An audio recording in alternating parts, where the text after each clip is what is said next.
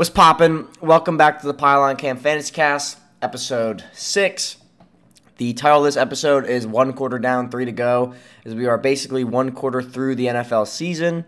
And this is pretty much, if you were down bad, this is the last week I think you could rebound your fantasy season from the waiver wire, because when I was doing my research, when I was looking through waivers, who's available, where teams are at.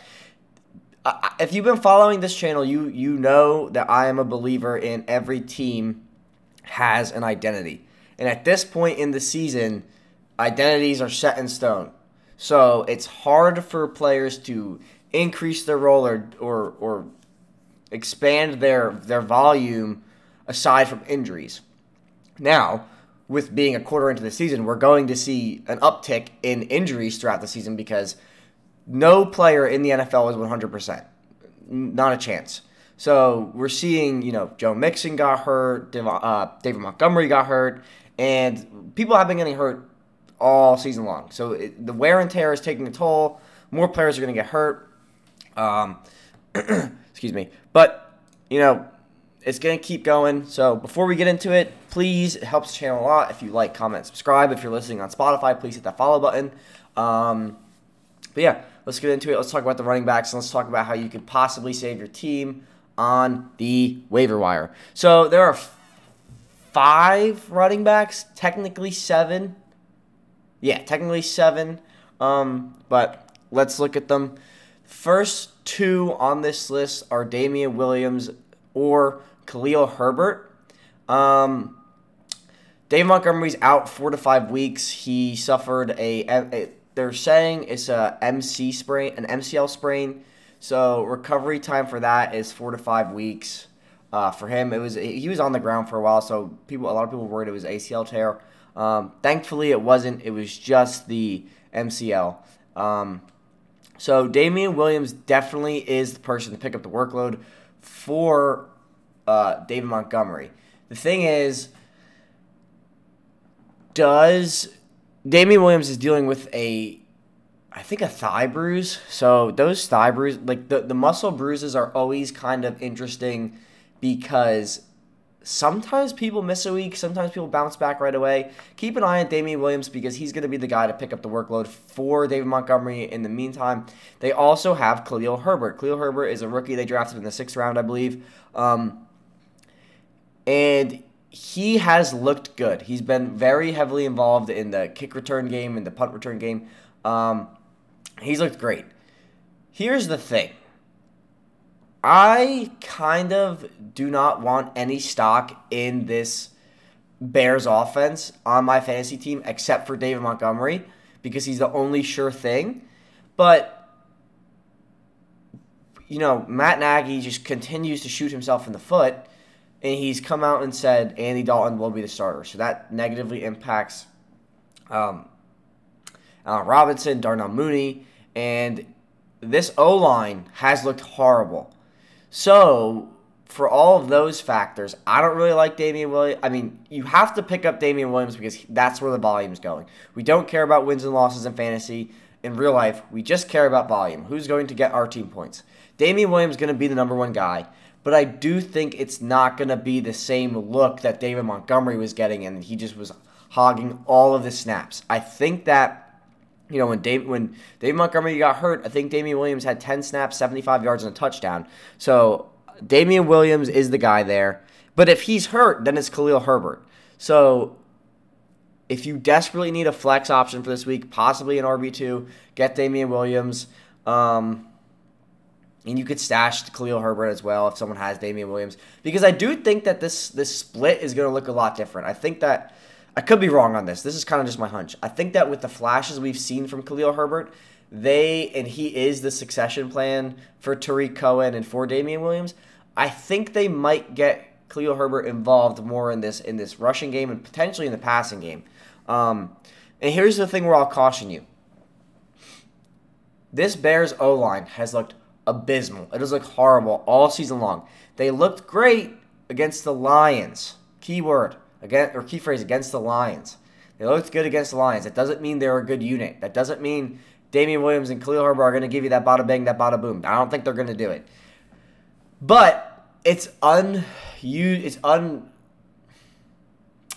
just vacant volume if you don't pick them up. Especially if you're a David Montgomery owner, you have to pick up Damian Williams or Khalil Herbert. I have David Montgomery in a ton of leagues. In every league I picked up Khalil Herbert, expecting him to be the guy. I guess that was stupid. But pick up Damian Williams, pick up Khalil Herbert. Next group on this list, Samaje Perine and Chris Evans. So, similar situation, literally probably an identical situation to the Bears, except Joe Mixon could play this week, but he might not. He's on a week-to-week with it's so weird how they phrased it. They said it's a low ankle sprain with a high ankle sprain severity. I have no idea what that even means. But the Bengals are a team that run the ball 20 times a game. And, Joe Mixon will get you, 8 points because O-line is horrible. They just slam him into the back of the O-line over and over and over again. He doesn't do much with his volume. He does get touchdowns, but that's about it. Here's the thing with these two, kind of similar to Damian Williams and Khalil Herbert. I know for certain that Chris Evans will be vulturing the pass-catching role out of the backfield. That is for certain, in my opinion. Samaje Perine probably get you, 10 carries, 12, 16 carries for 8 points. He's not going to do much. There's one game I think where Perine had 30 points. I don't see that happening. I think with T. Higgins coming back and with how electric this offense has been through the air, I think that your best value is in Chris Evans, being that I don't think Samaje Perine is going to do much with the volume on the ground. And if Chris Evans catches 5 passes, he's already going to outscore Perine, in my opinion. So for the Bengals, if you were a Joe Mixon owner, I've talked about this multiple times on the channel. I own Joe Mixon a ton. I have a ton of stock of Joe Mixon, but I have Chris Evans in every single league. I have Joe Mixon because like Khalil Herbert, I expected Chris Evans to be the guy if anything happened to Mixon. Chris Evans, another rookie drafted in the 6th or 7th round, looked great in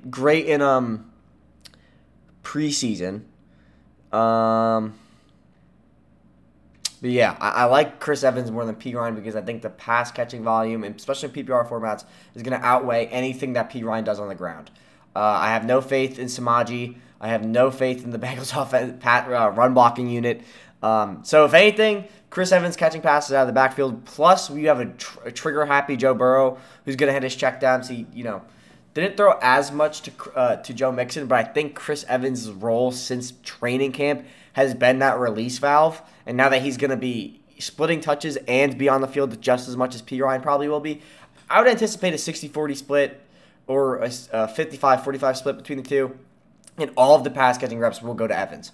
So if you have Mixon, like I've been saying, hopefully you have Chris Evans. If not, he is definitely in all redraft formats he's available on waivers.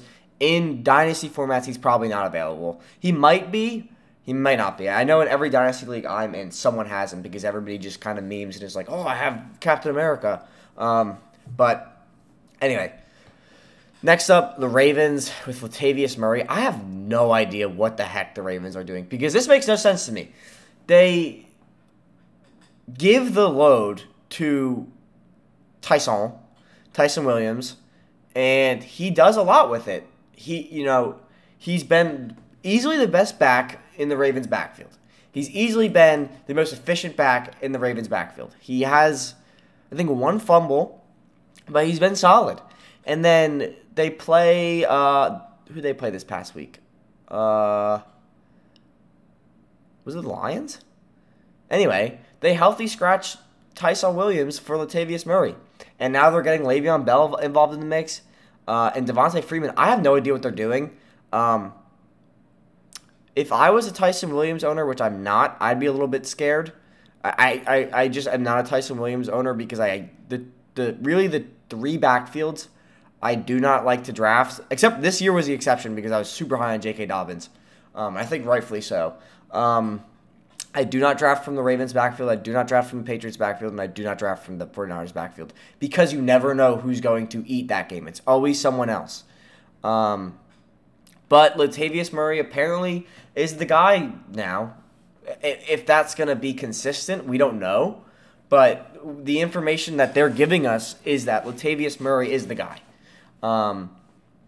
So pick up Latavius Murray if you can. Someone's probably stashing him, especially if you own Tyson Williams. I hope you have Latavius Murray because he was unquestionably the backup or the RB2 there. And he's just, I mean, that's volume. At this point in the season, what you're looking for on waivers is volume. There's not too many gems left. I would say Latavius Murray, definitely volume, definitely going to score you points. He has been scoring touchdowns even when Tyson Williams played, so that's the appeal. But yeah, let's go to the next team. Alex Collins. I think Alex Collins, this makes no sense to me as to why Alex Collins' volume is just constantly increasing. The Seahawks paid Chris Carson a ton of money. I think a 4-year deal. And they kind of have been not phasing him out of the offense, but altering his role. I guess it makes sense and this was kind of my stance on the Aaron Jones contract. You sign them for a 3-year or a 4-year deal. You want to preserve them for that time. You want the most value that you could kind of squeeze out of them for 3-4 years. So how do you do that? You put them in a committee because yes, they're still the best running back on the team. Yes, they're still the most efficient running back on the team.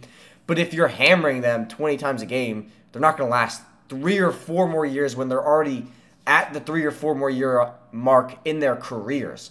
So for those reasons, it makes sense to kind of rein them in a little bit on their volume and on their reps. So that's what we're seeing with Alex Collins. Alex Collins is a disposable back, and you want to preserve Chris Carson. So what we're seeing is Chris Carson's volume is now kind of shifting towards the pass-catching section of their offense, and they're using Alex Collins. They're phasing him into the goal line reps, the red zone reps, and they're kind of hammering him when they want to run up the middle or they want to, run it a few times per drive. I don't know if this is going to be consistent. I don't know. Chris Carson is injury prone, so I don't know. Maybe he has a nagging ankle injury or something, and they're just not saying it. And Chris Carson it's not bad enough for him to suit up, but they might be trying to, in the interim, while this is happening, they could be trying to say, all right, we're going to tone you back for a few weeks until you're 100%. And in the meantime, we're going to feed Collins. That could be happening as well. But if this is an injury, you want Alex Collins for the meantime. If it's trying to preserve the longevity of Chris Carson's, you still want Alex Collins in the meantime. So no matter the reasoning, Alex Collins looks like he's going to have a more impactful role in this offense, and his volume is going to see. And Alex Collins is the only two. They have, what's his name? DJ Dallas, but I think that's his name. But I don't see him doing anything in this offense besides returning kicks. So pick up Alex Collins. Alex Collins' workload seems to be trending in that direction, so might as well. So next team is actually a funny team for me because so at the end of the show we're gonna talk, or at the end of the pod we're gonna talk about where I have been right and where I have been wrong on my fantasy takes since preseason. And I'm going to talk about the ones I bet. There's some that the jury's still out on. We don't know yet. But the ones that I have bet, in my opinion, either case closed, right or wrong. But the Patriots are a funny team to me because we saw this from the Patriots a year or two ago with their kickers. They were just cutting kickers left and right. They would come into games, they would miss a field goal, cut off the roster the next week. It's almost the same thing with their running backs at this point. You had James White got hurt, so he's excused from the list. Ramondre Stevenson had probably the best preseason campaign of any running back or any rookie in football. Fumbles once, out of the offense. Damian Harris fumbles once, is getting phased back into his role is diminishing in the offense. J.J. Taylor fumbled once, completely out of the offense. So next up on the list is Brandon Bolden. Brandon Bolden is picking up the J.J. Taylor, the James White role in this offense. So he's their new pass-catching back. And with the quarterback like Mac Jones, who seems to be just loving his release valves. He just constantly hits his checkdowns. I haven't checked this week, but I know going into this week, Mac Jones was averaging 3 air yards per attempt, or intended air yards, 3.4 air yards per attempt. So he's only throwing it 3.4 yards beyond the line of scrimmage, which is abysmal. He's not, granted they have no deep threat, but he's playing, I'm not going to say scared, but he's playing conservative. And we saw, like, there was huge appeal with J.J. Taylor. And I think there still is appeal with J.J. Taylor. But with how ruthless, I think is the right word, Bill Belichick has been with his running backs this season, Brandon Bolden is next up, but also next on the chopping block, because we have no idea if Brandon Bolden is going to pop off. If he fumbles once, he's out. Like, that's the trend of the Patriots backfield. That's why I never draft the Patriots running back, because Bill Belichick likes to have a running back for every scenario. He has his pass catching backs. He has his red zone backs. He has his goal line backs. He has his in the middle of the field backs. He has his third and short backs. He has a running back for anything. So, for those reasons, I've never liked the Patriots backfield. Damian Harris, I thought would be different this year, but once he fumbled, he's out. Like, he's pretty much, like, just done. So, there is volume and value in Brandon Bolden. I have no idea if I would start him, but I would definitely stash him. Same with Alex Collins. The first three on this list are the ones I would start. Damian Williams, Samaje Perine, Latavius Murray, especially if you own Demont or Joe Mixon. And then if you add Tyson, I have no idea why they are going with Murray now. And the weird... Like, it would make sense to me if... I hate to go back and forth, but I'm still really confused about the Ravens, because it makes sense to me if you want to operate in a committee, which is what the Ravens have traditionally done the past few years with Lamar Jackson. But why you now are... Your committee is Latavius Murray, Devontae Freeman, and Le'Veon Bell. Why they have, instead of kind of scaled Tyson back a little bit, why they just cut him out, that doesn't make sense to me. So maybe he's hurt and they're not putting on the injury report, which happens sometimes in the NFL. But Brandon Bolden, to go back to the Patriots, which is what we're talking about, Brandon Bolden, I think, could be a guy who's going to pick up that J.J. Taylor, James White role. And if he plays well, it'll expand. Like, I prefaced this video with these players we're going to talk through. The only real value is in the opportunity for expansion. Brandon Bolden, probably, I would say Brandon Bolden and Alex Collins have the most opportunity to have an expanded role in the offense. Latavius Murray, we don't know if Tyson's just going to come back next week and, like, be the guy again. Samaje Perine, Chris Evans, Khalil Herbert, Damian Williams, they're all interim guys until the guy who they're replacing comes back from injury. So the real value, if I had to, like, rank these guys, it would be probably Brandon Bolden, Alex Collins tied for first, and I would exchange them 1-2, whoever you're feeling, whichever team you like more. I would go with them. And then I think Latavius Murray is 3. And then I would probably put Chris Evans 4, 4A, and then Samaje Perine 4B, and then Damian Williams 5A, and Khalil Herbert 5B. In that order. But those are the running backs that I think you should target on the waiver wire this week. We can talk about wide receivers, but again, like the last episode of this pod, we've talked about this, and this is a stance that I firmly believe, and I think is very true in the NFL, that it's the value and role in wide receivers is drastically different from running backs, because running backs is there's the guy, and then if the guy gets hurt, there's the guy who fills. Wide receivers, there's so many of them, and they're all playing at a large amount of the snap percentage, that in order for them to phase into the offense, they have to be consistently well, and their opportunity only comes depending on how they play and who the quarterback is targeting that week. Like, for instance, Freddie Swain has kind of had a few games where he's had over 10 points, but he'll never phase into the offense because you have Tyler Lockett and DK Metcalf. Now, he's solidifying his role as the 3, but will he ever be better than DK Metcalf or Tyler Lockett? Probably not, unless there's an injury. So for these wide receivers, we have to see them continue to play well in order to expand in the offense. So there's only 4 I want to talk about this week. And I think that there's a few who have a very good chance to be the guy in the offense, and then there's 2 where it's like we're seeing increases in their role or they've played well all season. So I want to start first with Jamison Crowder.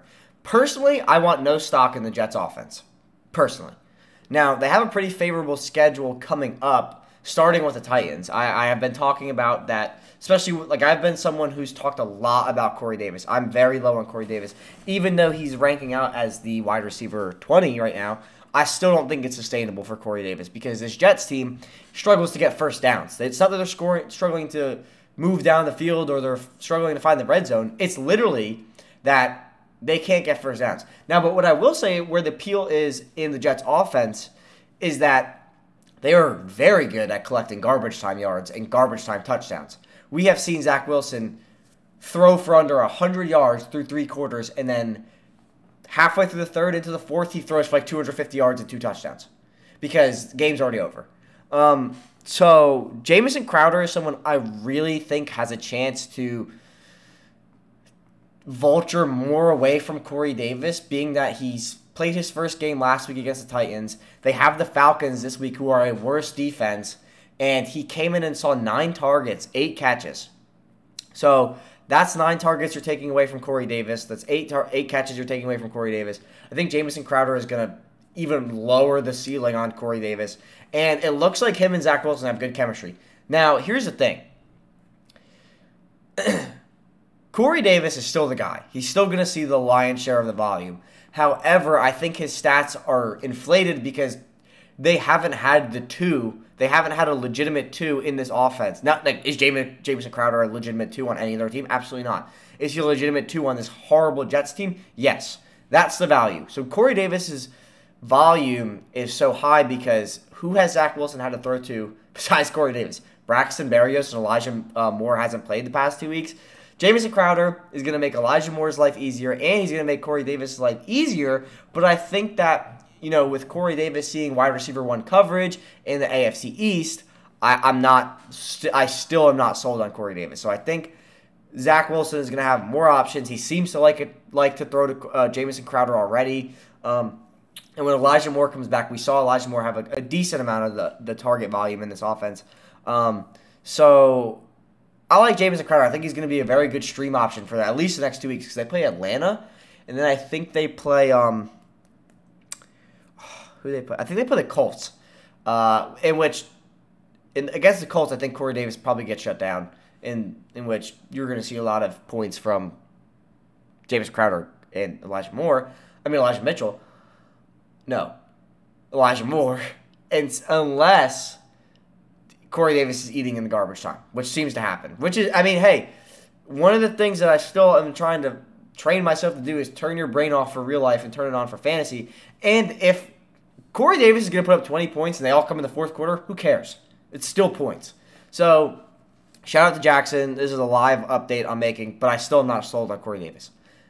Going to the next player, Randall Cobb. Randall Cobb was requested on this team by Aaron Rodgers, and we're seeing his snap percentage go up and his target share go up. So he's seeing more volume. And he had his first touchdown back in Green Bay this past week.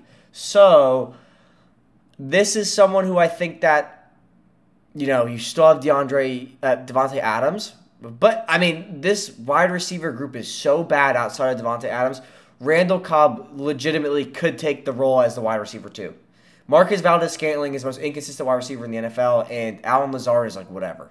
So Randall Cobb, especially with the chemistry he has built with Aaron Rodgers throughout the course of his career, might, take the role of wide receiver 2, and we could see his role expand throughout the season, especially with injuries. Allen Lazard is no stranger to injury, and Marquez Valdes-Scantling, in my opinion, stinks. So Randall Cobb is the 2. The problem is with Randall Cobb is that it's not even with him. It's how dominant Devontae Adams is, especially in this offense. He sees so many targets per game. That's why in PPR, he's no question a first rounder because he might not score a touchdown, but he's still going to get you 15 points because he's catch the ball 15 times. So I think this has been the storyline of the Green Bay Packers for the course of their past few seasons is they desperately need a wide receiver 2, and they refuse to draft one. Reports were that they were going to draft Kadarius Toney, who we're going to talk about next, but the Giants took him before he got there. But Randall Cobb looks like he's going to emerge as the dominant wide receiver 2. But my concern is what does that look like? Because with how good Davante Adams is and how much of, this is the thing. In this offense, Aaron Jones has been the pseudo wide receiver 2 from the backfield. So Randall Cobb might be on paper the wide receiver 2, but is his target share going to outweigh Aaron Jones? We saw in week 2 against the Lions, Aaron Jones had 3 passing touchdowns. A few of them were just little shuffle passes, but still, that is volume that could go to Randall Cobb. And I would go out on a limb and say if it's not going to Jones, it's going to Adams. So yes, Randall Cobb could be the 2, but I don't know what that's going to look like. And I think it's hard for anybody to really quantify that and say, hey, Randall Cobb's going to see 21% of the target share, and he's going to have 800 yards in the season and 4 touchdowns, which would be great for a waiver wire ad. I just don't know if that's going to happen. With a quarterback like Aaron Rodgers, it absolutely could happen. But these first 2 people on this list, like we said, I think there's the potential, and I think that the numbers make sense for their potential, but I don't know if it's consistent or it's sustainable. I think I could possibly if I had to pick one of them to lump into the other group of this is going to be good, is Jamison Crowder. I don't really see it with Randall Cobb, but I think he's going to be a good waiver wire ad for this week. The next player on this list who I think is about to explode, I picked him up in every league I could have before this past week. So going into week 4, I had rostered him, I either drafted him or rostered him, Kadarius Toney. Kadarius Toney was the New York Giants' number 1 pick. Their first pick of this draft. They traded back to get him. This kid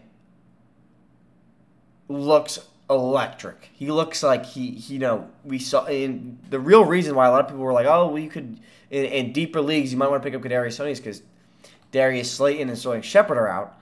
I think with what we saw from Kadarius Toney against the New Orleans Saints, who have a very good defense, they have a very good run-stopping defense, and they have a very good pass. Marshawn Lattimore is grading out as the best cornerback in football right now. Trayvon Diggs might have passed him because of this past weekend, but how I'm looking at this Giants offense right now, and if I'm Joe Judge, there's no other way I can look at the offense except like this. Kenny Galladay's the 1. Shepard is the 2 when he's back. And Kadarius Toney's the 3, and Slayton is your 4. I don't see a universe where Kadarius Toney is not on the field and we don't see his target volume skyrocket because this kid, his traits in the draft were dynamic. He is a gadget player, and he could do it all. We saw in Florida, and the Giants have started to do this a little bit as we see his snap percentage go up, which is important because the snap percentage is a very important metric, especially for wide receivers. So what we've seen, and we saw this at Florida when he played his senior year, they lined him up out of the backfield, and he had a pretty large rushing volume at Florida. And he also he was a high school quarterback, I think, and we saw that the Giants tried to take advantage of that against the Saints, and they actually dialed up a play for Kadarius Toney to throw the ball. Nobody was open, but, the point is he's still getting that look. So if Kadarius Toney is going to become a player where they are going to use him as a distraction, they're going to use him in motion, they're going to use him as a rusher, they're going to use him as a thrower, this kid's ceiling is going to be exponential because he's constantly going to be on the field because you have to account for whatever this kid might do. So he had, I think, 13 fantasy points at PPR. I think he had 6 catches for 70 yards. I think that those numbers make sense. But I think this is someone who's going to be on the field probably the rest of the season. I don't see his volume ever decreasing unless he's injured. Now, he's coming off, he missed all of training camp, basically all of training camp and all of preseason because of injuries. However, he looks very dynamic. He has one of the probably the surest hands on the Giants roster because you're dealing with Evan Engram, Darius Slayton. So it's not much competition, but he probably has one of the surest hands on the Giants roster. And I think that he is going to be a type of player where what he does after the catch, it's going to force Daniel Jones, who's playing the best season of his career. He's grading out as the 7th best quarterback in fantasy, and he's grading out. He just threw for 400 yards on the Saints. So Tony is going to be someone you could definitely get off of waivers because he hasn't played at all.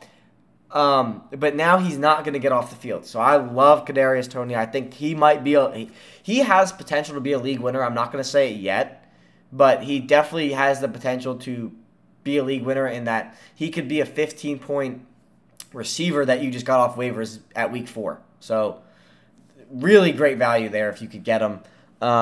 In Dynasty leagues, he's gone. But redraft leagues, I got him off of every waiver wire I'm in. Unless there's a Giants fan who's just stashed him. And the last player is Khalif Raymond. Khalif Raymond has been averaging like 13 points per week. He's the #1 pass catcher on the Lions from the wide receiver position. I think TJ Hawkinson still has more yards than him. DeAndre Swift still has more yards than him last time I checked. He might not after week 4. I haven't checked since this past weekend. But Khalif Raymond, very reliable, consistent points every week. He is their go-to guy from the wide receiver position in the red zone. And this Lions team that really doesn't have an identity seems like that when they are throwing the ball, it's they're going to Hawkinson, Swift, or Khalif Raymond. So I like Khalif Raymond. He's only like 20% rostered last time I checked on Sleeper. So you definitely could grab him. I have to go out and grab him. I grabbed Quintez Cephas like an idiot. That's just an example of me being a turd. But Khalif Raymond, definitely going to give you the bada boom, the bada bing from the Lions offense. Trying to think if there's anything else I want to say about it. The weird thing is, like, why I had so much more to say about the Giants and the Jets and the Packers is, like, we know what to expect from them. The Lions, they competed with the Ravens. They kind of competed with the Packers and then got blown out by the Bears. So it's like, what are you? What do you do? This is a team with no identity. I think that I can't give you an identity on this team. I think that if I had to say, no, they just don't have one. They don't do anything. Jared Goff doesn't do anything special. The wide receivers don't do anything special. The running backs don't do anything special. Well, I would probably say it's in their running backs. That Jamal Williams has been electric on the ground, and DeAndre Swift has been amazing in the pass catching game. What I will say about DeAndre Swift is that he has been abysmal on the ground when they ask him to run the ball. So really, if you have DeAndre Swift, you kind of have a running back, a wide receiver in the running back position, if that makes sense. I think he's leading the team in yards behind Hawkinson. Like I said, Khalif Raymond might have passed him because Swift didn't do anything this past weekend against the Bears. So Khalif Raymond has been very consistent. He's been one of the most consistent guys, and he's emerging as the most consistent person in his offense. Maybe Tyrell Williams will pass him when he finally is healthy, but I don't think he's ever going to be healthy. So I'm keeping Raymond. Jared Goff is, building chemistry with Raymond. He's been playing well with Raymond. I don't see that changing even when Tyrell Williams is back. But those are my wide receivers to pick up off of waivers this week. We're going to talk briefly about tight ends. There's no quarterbacks I have. If you want to see the quarterbacks, they're the same as last week. Off the top of my head, it's Kirk Cousins, Derek Carr, Sam Darnold. Sam Darnold is number 1. He's the number 5 quarterback in fantasy. He has the most rushing touchdowns in the NFL. Sam Darnold is number 1. Then probably Kirk Cousins. Then Derek Carr, because I don't believe in that Raiders offense. And then Teddy Bridgewater, who is now injured, so I would replace him with Drew Lock. So let's talk about tight end real quick. Tight end has been a very fascinating position in fantasy football in that there has been such a steep drop-off from, I don't know if it's tight end 5 to 6, but basically what I'm saying is there's a very, very tight grouping at the top. So you have, your Travis Kelce's, your TJ Hawkinson's, your Mark Andrews, your, what's his face? Forgetting the third guy, or the fourth guy. But basically, what I'm saying is there's a very tight grouping at the top who are your 20-point guys, and a pretty steep drop-off into the 6-7 realm. Being it goes from 20 points to 16 points to 4 points. So, the drop-off is bad. Tight end position has been very bad in fantasy football this year. But I think that these guys on this list are making a very strong push, and they're all available. They're all available on waivers. I checked. I'll pull up the actual percentages of them now. But let me see in redraft formats what their percentage of being owned are. Let me see. Okay, I got it pulled up. But let's jump right into it. I think that, these guys are kind of flying under the radar, and they have been nothing but production the past 2 weeks. So we're seeing them be very efficient with the volume they're seeing, and we're seeing them be very efficient with their target share, because usually tight ends have pretty low target share. So we're going to start with Dawson Knox. Dawson Knox is someone who has been very efficient, like probably the most efficient tight end with his volume, because he's only seeing, I think, on average, 4 targets per game. Yeah, he went 4, 3, 5, and then he had 8 targets against the Texans. We can't kind of rely on that because the Texans are a bad team, but I think he's going to have a very similar target share against the Chiefs, because the Chiefs have they're either 30th or 32nd ranked defense. Like, their defense is bad. And they're allowing a lot of points to tight end because they don't really have the best linebacker core. But Dawson Knox has had 50 yards, 4 catches, and a touchdown the past 3 weeks, past 2-3 weeks. He had 2 touchdowns against the Texans and 2 the past 2 weeks on 4 catches, on average 4 catches, and then he's had 80. Trying to see the yards. He's had around close to 50 yards the past 3 weeks. The second week 2 he had 17 yards. But since then, week 1 he had 41, week 2 he had 17, week 3 he had 49, and then week 4 he had 37 yards. So what we're seeing is we're seeing that the Bills are completely phasing Devin Singletary out of the offense, because as we have been seeing, his snap percentage is declining, his target volume declining, and those targets are going to Zach Moss or Dawson Knox. If they're throwing the ball in the red zone, I mean, Devin Singletary was never involved in the red zone for the Bills. That target share is now going to Dawson Knox, because Dawson Knox, when you see someone who has 10 yards and a touchdown, that is just the red zone efficiency. 30 yards and 2 touchdowns, targeted in the red zone. So we're seeing Dawson Knox be very efficient in the red zone.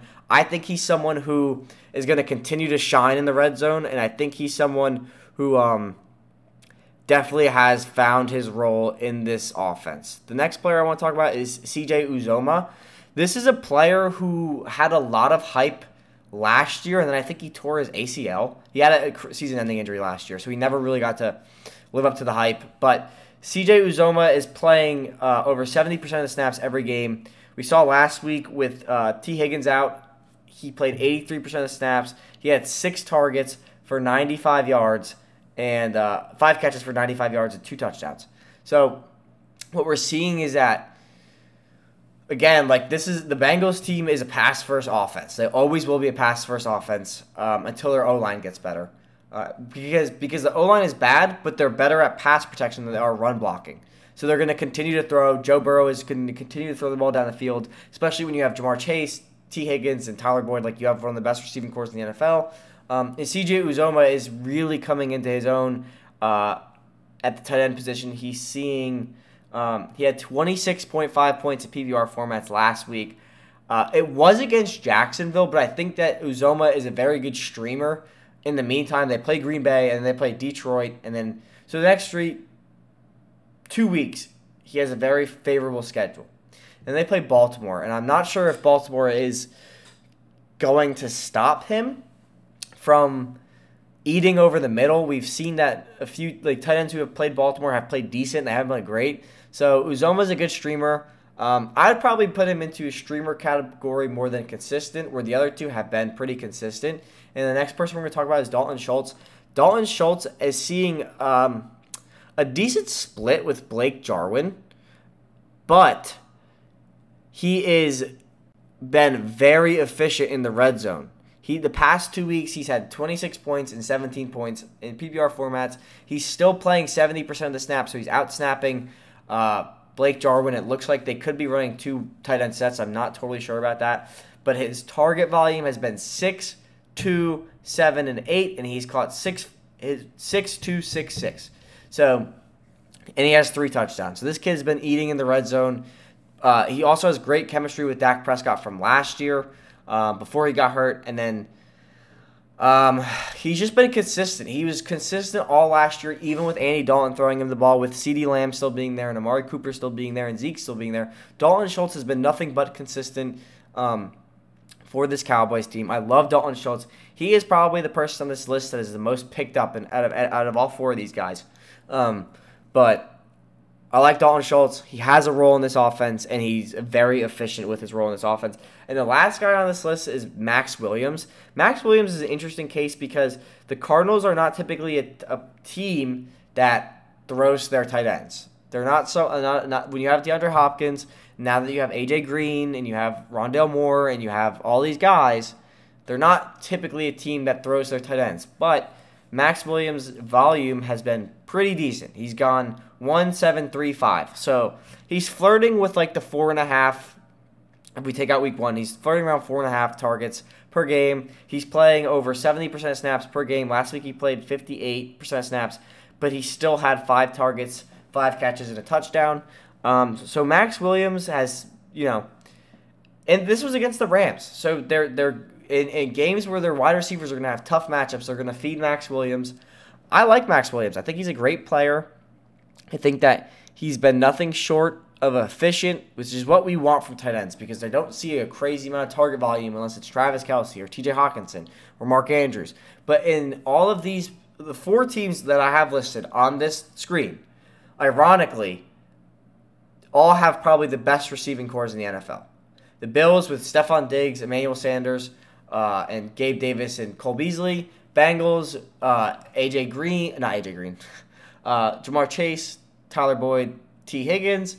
The Cowboys, CeeDee Lamb, Amari Cooper, and Michael Gallup when healthy, or Cedric Wilson. And then you have the Cardinals, who have arguably the best wide receiver core, in DeAndre Hopkins, A.J. Green, and Rondale Moore. So I think these tight ends are good. Like they're great stream value, but I think about like Dawson Knox and Dalton Schultz have a role in the offense, and they are going to continue to be efficient within their role in their offense. So I like them. C.J. Uzomah is at least a good streamer, and Max Williams also at least a good streamer. They could potentially see their roles expand in the offense. And you're probably like even Robert Tonyan is like a poop tight end this season. So these guys are all in the same realm in terms of where they're ranked as tight ends with George Kittle. George Kittle is only the tight end 11 this season, and you got these guys, some of them higher, some of them lower, in the same realm of points as George Kittle, who you probably used a 4th-round pick on. So for those reasons, I'd pick these guys up. I'd pick Dawson Knox up in like every league I could. And then if I can't get him, I'm looking at Dalton Schultz. And if I can't get him, I'm looking at Max Williams. And if I can't get him, I'm looking at C.J. Uzomah. I think C.J. Uzomah could pop off. I just think he's in the offense with the most mouths to feed. But those are going to do the tight ends for this week. Now we're going to do a little bit of reflection time. And we are at the first quarter of the season is now behind us. And we are going to talk through where Mikey Boy was right and where Mikey Boy was wrong. So without further ado, I've realized when I looked back at, I looked through the slides from these past episodes, and there's a lot more right than there was wrong. And I'm not even BSing you, because there is a fair amount of wrong, but some of those takes, as much as right, I want to see more from it before I deem it as wrong. I have listed the ones that I have ready to just say, okay, Mike, you're an idiot, you were wrong here. But there's more right than wrong, so follow me, do all that good stuff, because I'm going to give you good information. Anyway, let's talk about where I was right. First up, Saquon Barkley, Daniel Jones, and Kenny Golladay. So Saquon Barkley, like I have said, is healthy. He's been healthy all season. His snap percentage went from like 40 to 60 to 80, and now it's just 80 or higher. It might have been 80 week 2 and just continue to get higher. But he's scoring touchdowns again. His role in the passing offense is expanding. It's getting bigger. and he's only getting better. And this is the case I made for Saquon Barkley. Is it smarter for you to draft a player at the back end of the first or in the middle of the first who has number 2 overall potential, so that you're someone in your league, you're taking a high gamble, but if Saquon pans out, you're putting someone who's picking at pick 10 or pick 12, they could have the number 2 overall pick along with the 2-1 pick on the wraparound. Saquon Barkley, I think in the past 2 weeks, has played as the RB5 or higher. He's only getting better on the offense. His knee is healthy. He literally, in the Atlanta game, he jumped over the offensive line and the defensive line and scored a touchdown from the 4-yard line. This kid is a freak of nature, and he's back to being 100%, and now he's got his swagger back. I'm telling you, Saquon Barkley going to continue to ball out. He's a huge buy low candidate that I have had on these episodes the past few weeks. That window has closed. You're going to have to pay premium for Saquon. I don't see, even with Sterling Shepard back or Darius Slayton coming back, his role diminishing at all. And that kind of segues me into my next point about the Giants with Daniel Jones. We're seeing the evolution of Daniel Jones as a quarterback, being that if you, like a nerd like me who watches tape on pretty much all these guys, and this is what I do in my free time, we have now seen in all the Giants tape I've watched, Daniel Jones, instead of being that one read guy who just stares at that first read, and if it's not there, it's not there, or he just throws it anyway, we're seeing him go boom, boom, check down to Barkley. So you're seeing the tandem between Daniel Jones and Saquon Barkley increase. Daniel Jones threw a pass to Saquon Barkley when he was still on the ground because he was the only person open. That is the evolution of Daniel Jones. Daniel Jones is the number 7 quarterback in fantasy right now. I had him on par with Jalen Hurts. Now, Jalen Hurts, despite playing like trash with a 52% completion percentage, is still the QB3. So I was wrong about Jalen Hurts, but I've already admitted that in a different episode. So if you want to go watch that, go find it. But I was right about Daniel Jones.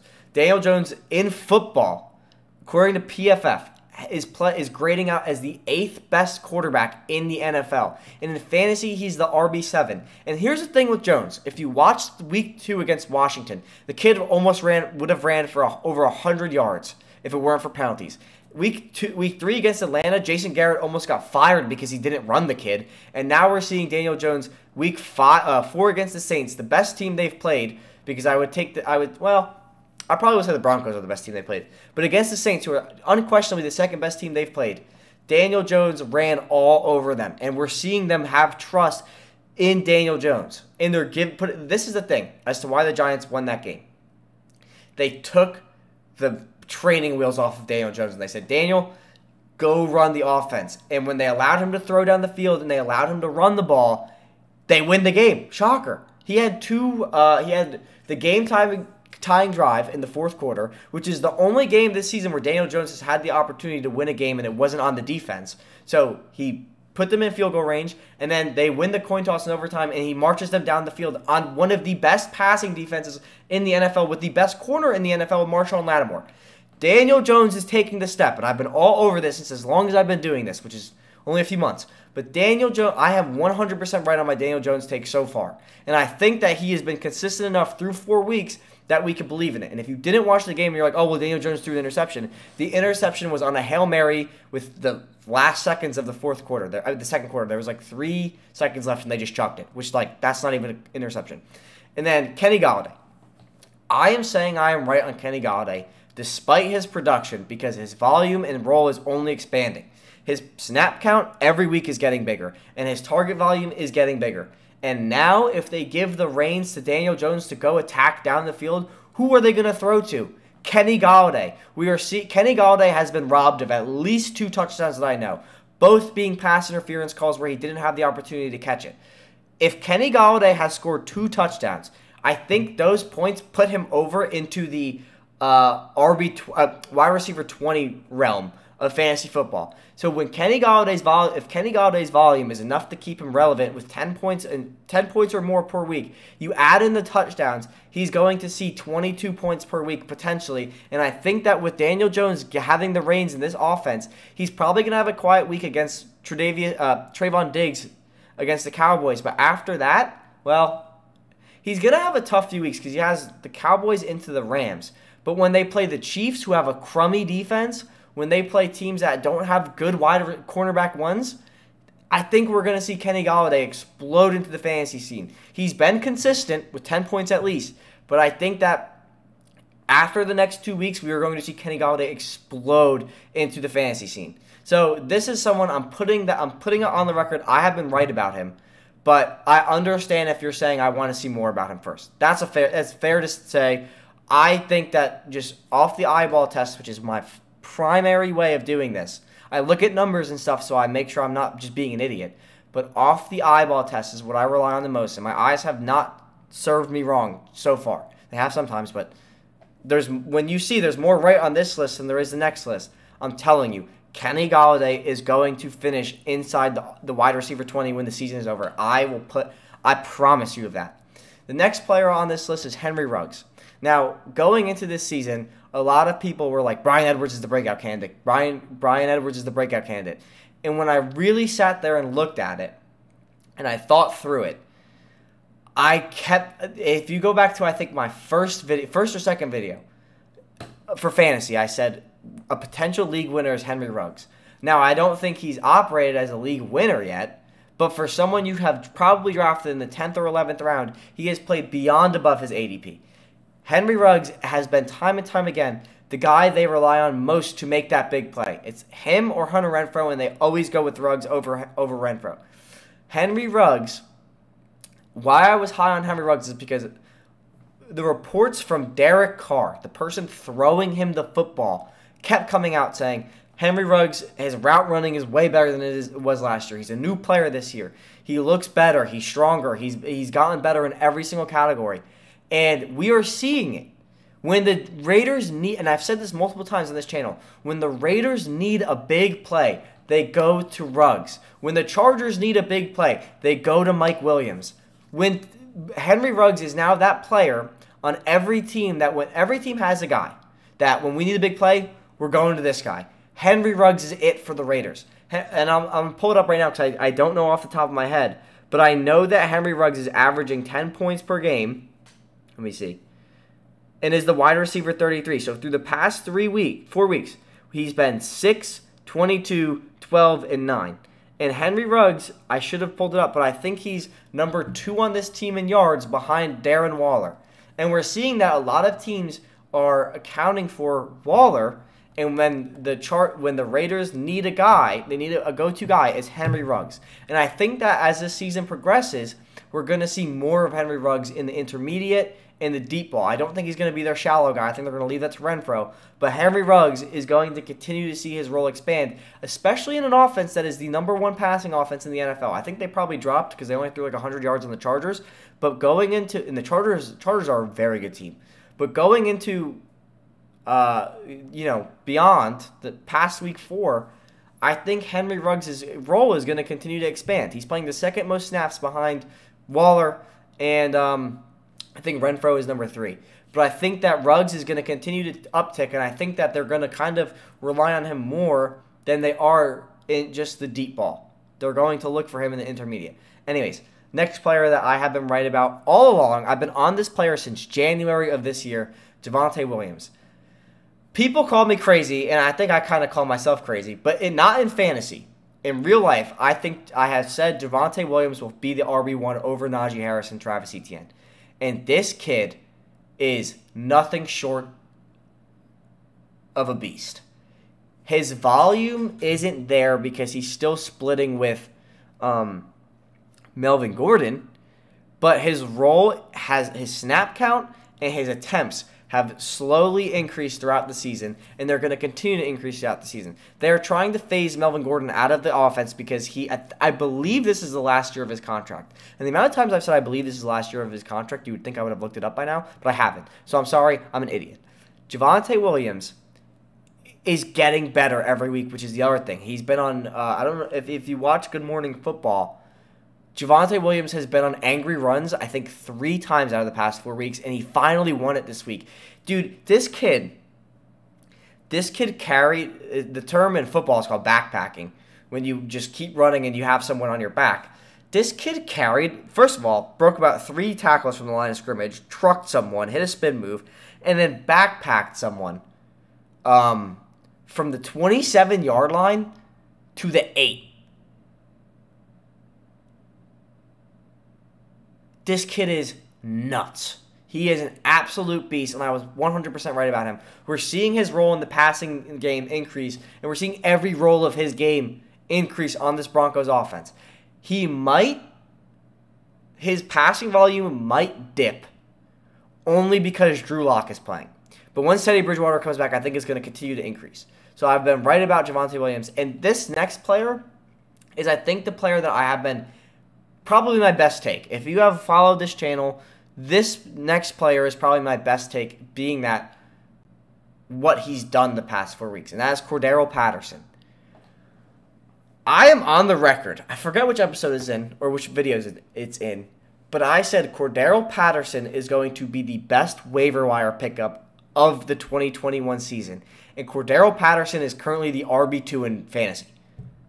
I said he would be and I kind of just should have put Cordarrelle Patterson and Mike Davis and lumped them into one, but we're going to do that, but there are two little boxes on the screen if you're watching on YouTube.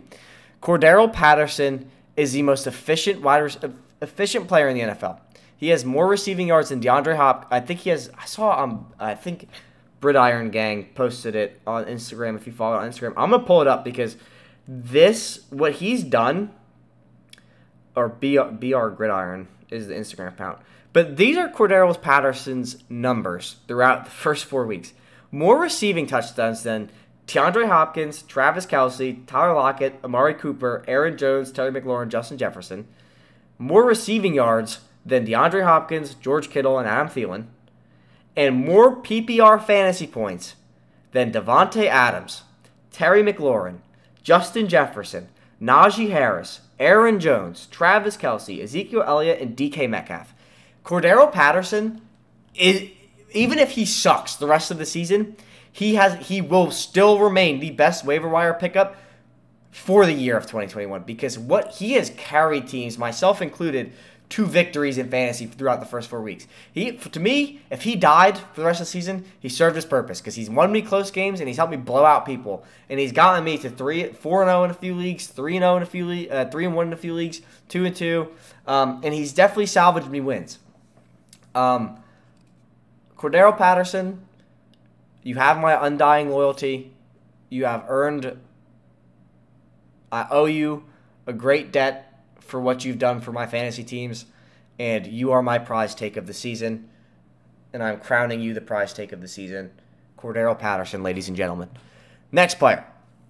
Oh, and part of the other take was I said he's going to completely phase Mike Davis out of the offense, which he has. He's vultured all of the passing volume and is now vulturing more of the rushing volume, so peace out, Mike Davis. George Kittle. And to go back before we go to George Kittle, Mike Davis has been on my sell list. If you watch the start, sit, stock, sell videos for this channel, Mike Davis has been on my sell week for like the past 2 weeks. That window's closed. Nobody's going to buy him. Unless you trade him for like a Kenneth Gainwell. Even still, I don't think anybody would do that. But anyway, George Kittle. In my first fantasy video, I checked, or maybe it was my second one, but I did check. George Kittle was number 10 on my players to fade list for 2021. Because he didn't really have the volume last year. Now, there's the excuse of, let's look at which quarterbacks we're throwing to them. But still, he didn't have the volume. And he's only gotten worse throughout the season. Now, with Trey Lance, it might be different. But George Kittle is the tight end 11 right now. I don't think he's going to bounce back because he's been plagued by different injuries this season.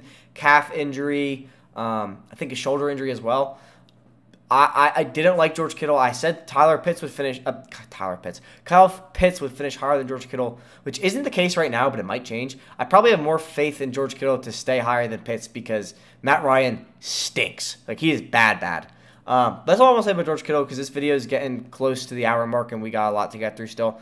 But next player on this list, Miles Sanders. Oh, I'll say Raheem Mostert because we're talking about the 49ers. I said Raheem Mostert you should sell. First of all, I said you should never draft him. He was on my players to fade list along with Mike Davis. And you should definitely sell Mostert before week 1. And I think Mostert was out for the season after the first quarter of week 1. So I said that if you drafted Mostert in the 7th round, you threw your 7th round pick away. And I was right. Miles Sanders. So I said that I like Miles Sanders a lot as a player. I think he's very talented. He's one of the most talented running backs in the NFL, in my opinion. But he just never stays healthy, and the Eagles do not use him right. And I said that he wasn't worth his ADP in the 4th round. I never believed that. And now we're seeing Kenneth Gainwell. My take for Kenneth Gainwell was he's going to take all the pass-catching volume away from Miles Sanders and face him out of the pass-catching game, which we're seeing. But what we didn't anticipate is they are now using Kenneth Gainwell in goal line reps, in red zone reps, where he's splitting with Miles Sanders. So I was right about Miles Sanders not being worth his ADP. He hasn't played well this season, and Gainwell's role is only increasing in this offense. Will Fuller is the last player on this list because we kind of jumped out of order, but Will Fuller, I didn't believe he was – I think his talent's great, but I wasn't sold on Tua, and I don't believe in Will Fuller as a player. I think he has way too much off-the-field drama, and that has definitely come to fruition. He missed the first game because of a suspension. He hasn't done much in the games he's played. Let me check, because I might be horribly wrong about this, but I checked this morning and I was right. Give me a second. Yeah, he hasn't done squat. He's a wide receiver 123. He missed the first 2 games, and now he broke his finger, I think. So he's not playing against the Buccaneers. He had 1 catch against the Colts. And this Dolphins offense just stinks. So I did not like Will Fuller. I thought people were drafting him way above his ADP, and I was right about that. But that's enough of you hearing about me being awesome and right about everything and how big my brain is. Let's talk about where I haven't been right just yet. I'm just kidding. These are where I've been wrong. I think there's one take on this list that I will kind of say possibly it's not over yet, but I'm pretty sold that all of these takes are wrong and were bad. So I'm sorry that I led you guys astray. So first player on this list is Terrace Marshall. I said that he would finish as the wide receiver 2 on the Panthers. No matter if Robbie Anderson or DJ Moore was the 1, I thought Marshall would finish as the 2. And I was wrong about that. Terrace Marshall's only seeing about 3 targets per game. His role could increase. Like this one, I think Marshall and Ayuk are 2 that I might not be completely wrong on just yet. But I'm going to say, well, the take I had for Ayuk, I was wrong on it. But Ayuk could bounce back. But here's what I'll say. I don't think Terrace Marshall's going to finish as the 2. I think that he could potentially creep back up. I think he's only like 60 yards behind Robbie Anderson. But I think with the money they paid Robbie Anderson, they're just not going to let Marshall increase his volume. Marshall also, has been rock solid, and he's only seeing about 4 targets per game, and I don't see that changing for any reason because there's no reason to change unless Robbie Anderson or DJ Moore gets hurt. Then maybe my take will be right, but I don't want to be right because of an injury. I want to be right because I was right. Darnell Mooney, so this Bears offense didn't take the step everybody thought it was going to be. I think I'm out on Darnell Mooney. He bounced back with Justin Fields. He had 5 catches for 125 yards and a touchdown, I think. I'm not sure about the touchdown, but he definitely had 125 yards on 5 catches. But Andy Dalton's going to come back, and Darnell Mooney does not produce with Andy Dalton. And, I kind of probably would have scrubbed this off the list or maybe would have said, give it a few more weeks if Fields was going to play. But Andy Dalton is about to be back, and Matt Nagy, the terrible coach that he is, said we're going to roll with Andy Dalton. And for fantasy, that's bad. But for real life, I think it kind of isn't terrible to let your franchise quarterback as a rookie kind of see what's up and sit a few weeks. But I think now that Fields has had 2 starts, he played really well against not really well, but played way better against the Lions. Maybe you leave him in, but they're rolling with Dalton, and that's terrible for Mooney. So I'm going to put Mooney on where I was wrong. Ramondre Stevenson was probably my worst take. I think that if Bill Belichick wasn't so ruthless with the fumbling this season, there would have been room for me to be right about Stevenson. But after he fumbled week 1, Stevenson's been a healthy scratch every week. And I think that Bill Belichick's just not dealing with it this season. We've seen Damian Harris take a huge step back after his second fumble, who was supposed to be their guy. And now we're seeing Brandon Bolden come into the offense. So, yeah, Kyle Pitts I was wrong about. I said his floor was tight end 4, and I still think that next season his floor will be way higher. The problem is Matt Ryan stinks and like refuses to throw the ball deep. I don't know why. I can't figure out why. My theory is that he's hurt and they're just not saying he's hurt. But until they get a quarterback who's going to throw it more than 15 yards, Kyle Pitts is done.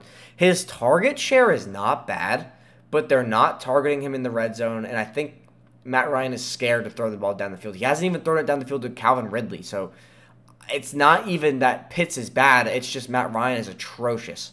And then Brandon Ayuk could bounce back with Trey Lance being the starter for the next few weeks. And Trey Lance might be the starter for the rest of the season. But my take on Brandon Ayuk was he's going to go nuclear this season. He has been the opposite of nuclear. He hasn't played he didn't play the first 2 weeks. He has been phased back into the offense, but he's just been okay. Like, now granted, Jimmy Garoppolo has been poop, but the 49ers have been okay. And I think maybe if you see someone with a stronger arm like Trey Lance, who apparently reports are coming out that he had great chemistry, Ayuk maybe bounces back. I don't see it.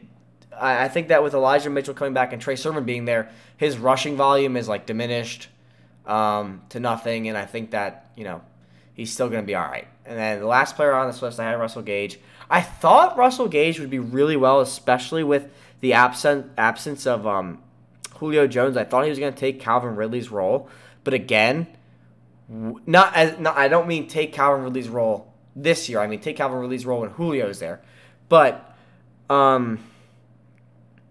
with Russell Gage basically being a poop sandwich this season and not doing anything, he's a wide receiver 125, still higher than Will Fuller. But he's just been out all season. And with Matt Ryan not throwing the ball, I don't see any universe where Russell Gage comes in and lights it up. So I'm saying that these 6 takes where you could go ahead and say, Mike, you're an idiot. You can call me an idiot on Twitter or wherever you want to call me an idiot. I'm fine with wherever. But that's going to do it for this episode of the podcast. I hope you enjoyed. I hope you guys my advice has been well and helping you win your leagues. If it has been, let me know on Twitter. Show me some love. If I haven't been, call me an idiot. Still show me some love. But as always, if you're watching on YouTube, please like, comment, subscribe. If you're listening on Spotify, please go ahead and give me a follow. Recommend me to a friend. And check us out on Instagram at @the_pylon_cam. And check us out on Twitter at @pylon_the. But that's going to do it for this video. Thanks for watching. Thanks for listening. We will catch you later this week in the NFL coverage podcast. And hopefully you're checking out our YouTube videos. Please, if you're watching on YouTube, like, comment, subscribe, and hit the little notification bell. But catch you in the next video. Peace!